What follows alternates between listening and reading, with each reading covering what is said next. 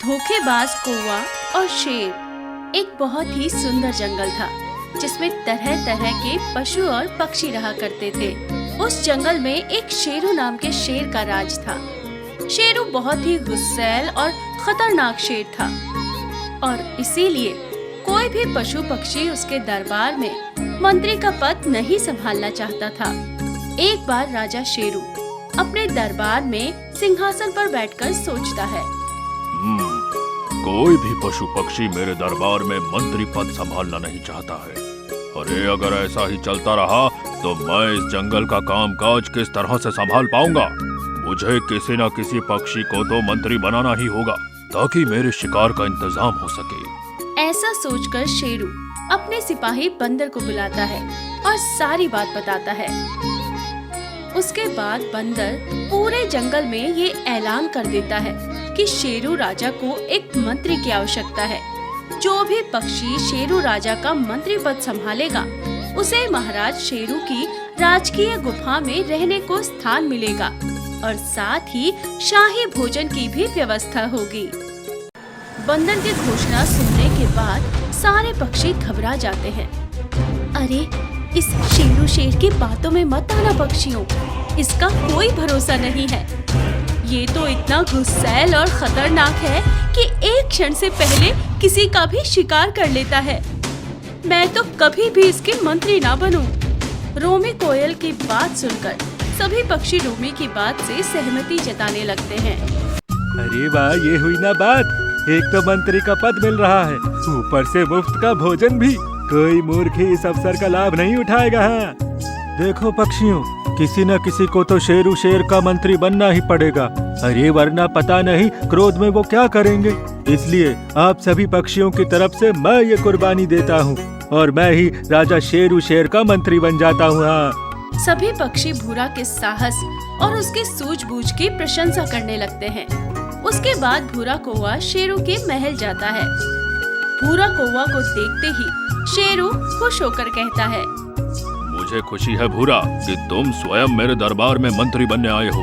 अरे मुझे तुम्हारे जैसे ही किसी तेज दिमाग और चालाक पक्षी की आवश्यकता थी। आज से तुम मुझे जंगल में पशुओं के आने जाने के बारे में खबर करोगे ताकि मैं मौका पाकर उनका शिकार कर सकूं। इसके बदले में मैं तुम्हें अपने शिकार में से मांस का एक हिस्सा दिया करूंगा, जिससे बिना मेहनत के भी तुम भरपेट स्वादिष्ट भोजन का आनंद ले सकोगे। और तो और तुम्हें अपने रहने की भी चिंता करने की जरूरत नहीं है। तुम आराम से मेरी गुफा के बाहर लगे पेड़ पर अपना घोंसला बना सकते हो। भूरा कौवा को महाराज की बात सुनकर बहुत खुशी होती है और वो बड़े शान से पीपल के पेड़ पर अपना बड़ा सा घोंसला बना लेता है। अब वो दिन में छिपकर पशुओं की गतिविधि को देखता और जैसे ही कोई अकेला पशु या पक्षी उसे दिखाई पड़ता शेरू को खबर कर देता तो शेरू उसका शिकार करता और उसके बाद वे दोनों मजे से भोजन का आनंद उठाते। अरे जब से ये भूरा आया है मुझे भोजन की तलाश में नहीं निकलना पड़ता है। बड़े आराम से ये मुझे शिकार की खबर ला कर देता है और मैं उसका शिकार कर लेता हूँ। भूरा जैसा मंत्री पाकर तो मजा ही आ गया है। हाँ। इस प्रकार भूरा और शेरू अपनी चालाकी से बहुत मजे से भोजन का आनंद उठाते हुए समय बिता रहे थे। धीरे धीरे शेर अब बूढ़ा हो चला था। वो बड़ी मुश्किल से गुफा से बाहर निकल पाता था, इसलिए भूरा कौवा अब शेरू से परेशान रहने लगा था। एक दिन शेरू भूरा को बुलाकर कहता है, देखो भूरा, तुमने मुझसे बहुत वफादारी निभाई है, इसलिए आज मैं तुमको एक महत्वपूर्ण बात बताने जा रहा हूँ। मैं अब बूढ़ा हो चला हूँ और अब दौड़कर शिकार करना मेरे बस का नहीं रहा है। इसलिए अब तुम पशु पक्षियों को धोखे से इस गुफा के पास ले आया करो ताकि मैं उनका शिकार कर सकूं। तुम तो वैसे भी इस काम में माहिर हो। आशा है कि तुम ये कार्य आसानी से कर लोगे। हाँ। अरे ये शेर तो अब बूढ़ा हो चला है। इसका तो अब अपने ही भोजन का ठिकाना नहीं रहा है। इसके साथ रहने का कोई फायदा नहीं है। उल्टा हर समय मुझे इस बूढ़े की देखभाल करनी पड़ेगी। अरे जानवरों को गुफा तक लाना वैसे भी बहुत खतरे वाला काम है। हाँ। ऐसा सोचकर भूरा कौवा जंगल में पक्षियों के पास जाता है। पक्षियों, मैंने बरसों तक अपनी जान को हथेली पर रखकर उस खूंखार शेरू शेर के मंत्री का काम किया है। ताकि आप सभी पक्षियों की मैं रक्षा कर सकूं। किंतु अब वो शेरू शेर बूढ़ा और कमजोर हो गया है और अपने लिए शिकार करने में भी सक्षम नहीं रहा है। अरे ऐसे बूढ़े और कमजोर राजा की हम सभी पक्षियों को कोई आवश्यकता नहीं है। अब वो हमारी कोई सहायता नहीं कर सकता है। हाँ, आप बिल्कुल सही कह रहे हो भूरा भाई। हम सभी को अब एक नए राजा की जरूरत है जो समझदार और बहादुर हो और जंगल की भलाई के लिए निर्णय लेने में सक्षम हो। हाँ पक्षियों, आप सही सोच रहे हो। अब हमें इस जंगल के लिए कोई अनुभवी और ईमानदार राजा की जरूरत है। अगर आप सभी पक्षी चाहें तो मैं ये जिम्मेदारी निभा सकता हूँ। हाँ। लेकिन पक्षियों, शेरू शेर से ये बात कौन कहेगा कि अब हम सब उन्हें नहीं भूरा को अपना राजा बनाना चाहते हैं। जो भी शेरू शेर के पास जाएगा, शेरू उसे जिंदा नहीं छोड़ेगा। देखो पक्षियों, यदि आप सभी ने ये निर्णय ले ही लिया है कि आप मुझे राजा बनाना चाहते हैं, तो ये जोखिम का काम भी मैं ही करूँगा। हाँ, आप सभी का राजा होने तथा शेरू के साथ लंबा समय बिताने के नाते मैं ही आप सभी की इस समस्या का कोई समाधान निकालूंगा, चाहे मुझे इसके लिए जान ही क्यों न देनी पड़े। हाँ। अपनी योजना को सफल होता देख भूरा कौवा फूला नहीं समाता और सीधा शेरू शेर की गुफा में पहुंच जाता है। महाराज, एक बुरी खबर है। सीधे सीधे बताओ भूरा, क्या बात है? पहेलियां मत बुझाओ। शेरू शेर को गुस्से में आग बबूला होता देख भूरा आग में घी डालते हुए झूठी कहानी गढ़ने लगता है। महाराज, न जाने कैसे ये खबर बाहर जंगल में फैल गई है कि अब आप बहुत बूढ़े और बीमार हो गए हैं, इसीलिए आप इस जंगल के राजा बनने के योग्य नहीं रहे। अरे आपके अयोग्य होने की खबर सुनते ही न जाने कहां से एक सिंघम नाम का शेर हमारे जंगल में आ गया है।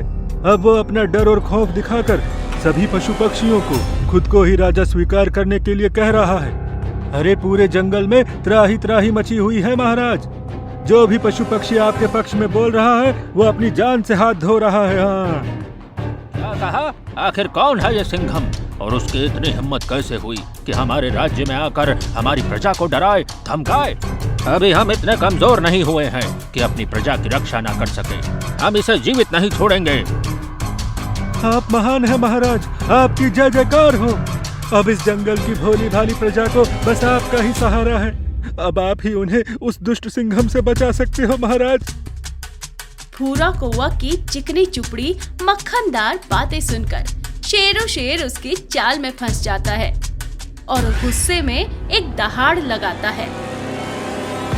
मंत्री भूरा, तुम हमारे साथ चलो और बताओ कहाँ है ये सिंघम। आज हम उसे हमारी प्रजा को सताने का अर्थ समझाते हैं। इतना कहकर शेरू दहाड़ मारता भूरा कौवे के पीछे पीछे चल देता है। जंगल में कुछ दूर जाने के बाद वो शेरू को एक सुनसान स्थान की ओर ले जाता है। मंत्री भूरा, हम जंगल में काफी दूर तक आ गए हैं, लेकिन वो सिंघम दिखाई नहीं दे रहा। वो देखिए महाराज, उस पेड़ के नीचे ही वो सिंघम बैठा हुआ है।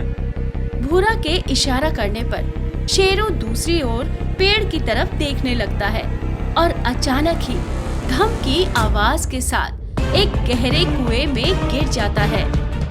मंत्री, हमारी सहायता करो, हमें इस कुएं से बाहर निकालो। अरे महाराज, मंत्री नहीं राजा भूरा सिंह कहिए, और अगर आपको निकालना ही होता तो इस कुएं में गिराता ही क्यों?